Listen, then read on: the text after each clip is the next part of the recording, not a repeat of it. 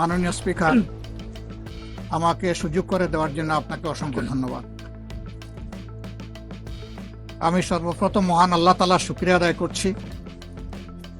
আপনাকে ধন্যবাদ জ্ঞাপন করার পাশাপাশি সারা দেশবাসী এবং বিশেষ করে আমার নির্বাচনী এলাকার সম্মানিত জনগণকে ধন্যবাদ এবং কৃতজ্ঞতা জ্ঞাপন করছি। তারাই আমাকে এবং আমাদেরকে এখানে কথা বলার সুযোগ করে দিয়েছেন তাদের মূল্যবান ভোটের মাধ্যমে। আমি গভীর শ্রদ্ধার সাথে স্মরণ করছি 47, 52, 71, 90 শাপলা চত্বরের সম্মানিত শহীদ বৃন্দকে এবং ফ্যাসিস্ট আমলে 15.5 বছর যারা নির্যাতিত হয়ে দুনিয়া থেকে বিদায় নিয়েছেন, লড়াই করেছেন, আহত হয়েছেন, পঙ্গু হয়েছেন, আয়নাগরের বন্দী হয়েছেন, বিভিন্নভাবে যারা নিগৃহীত হয়েছেন, বিশেষভাবে আমি গভীর শ্রদ্ধার সাথে স্মরণ করছি 24 জুলাইয়ে যারা বুক চিতিয়ে লড়াই করে আমাদেরকে আজকের এই সংসদ গঠন করার সুযোগ তৈরি করে দিয়েছেন। তাদের মধ্যে যারা নির্যাতিত হয়ে দুনিয়া থেকে বিদায় নিয়েছে, মহান রব্বুল আলমিনের দরবারে দোয়া করি আল্লাহ তাদের সকলকে শহীদ হিসাবে কবুল করুন।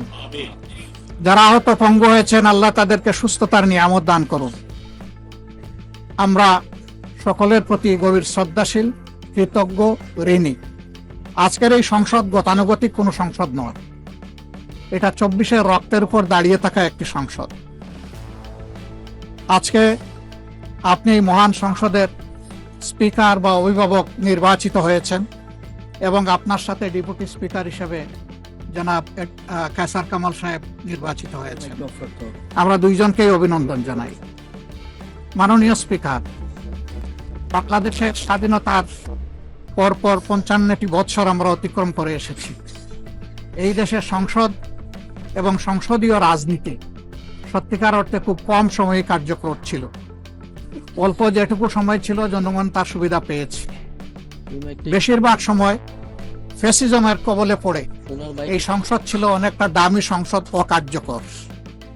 এবং আপনি যে বিরল সম্মানে আজকে ভূষিত হয়েছেন, এই জায়গায় অভিভাবকত্বের দায়িত্ব যারা পালন করেছেন অতীতে, তারা নিজের উপর, সংসদের উপর, দেশবাসীর উপর, গণতন্ত্রের উপর, মানুষের অধিকারের উপর তারা সুবিচার অনেকেই করতে পারেননি।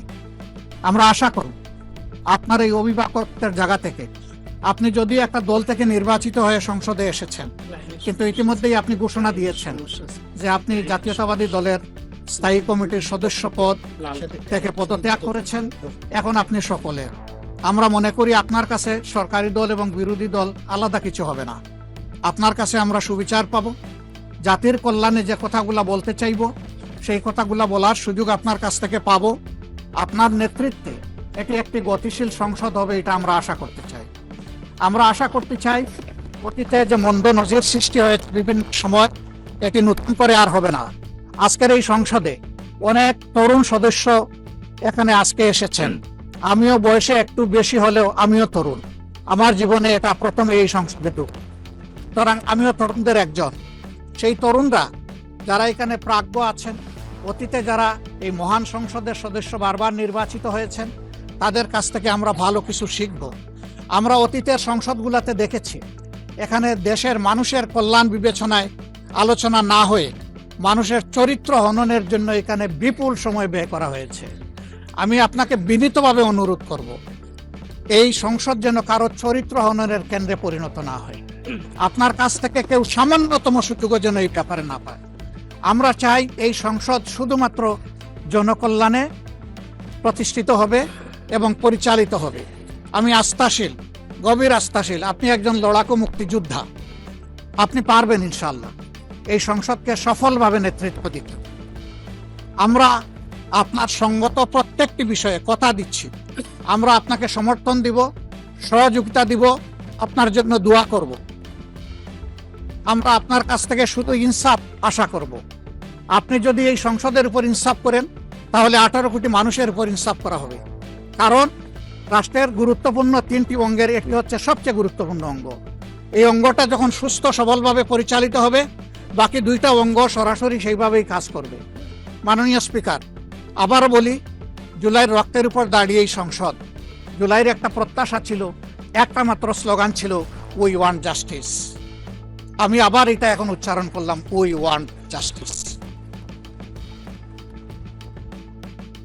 আপনার মাধ্যমে সমাজের সকল অসঙ্গতি, অন্যায়, অপরাধ, দুর্বৃত্তপনা, এটা রাজনৈতিক হোক, অর্থনৈতিক হোক, সাংস্কৃতিক হোক, এই সবগুলার অবসান ঘটবে এই সংসদকে কেন্দ্র করে। এই প্রত্যাশা ব্যক্ত করে আমি আপনার সুস্বাস্থ্য, দীর্ঘ হায়াত কামনা করছি এবং সফল নেতৃত্ব আমি কামনা করছি, যে আপনি অভিভাবক হিসাবে ইনশাআল্লাহ সফলভাবে নেতৃত্ব দিবেন। আল্লাহ হাফিজ। আসসালামু আলাইকুম রহমতুল্লাহ।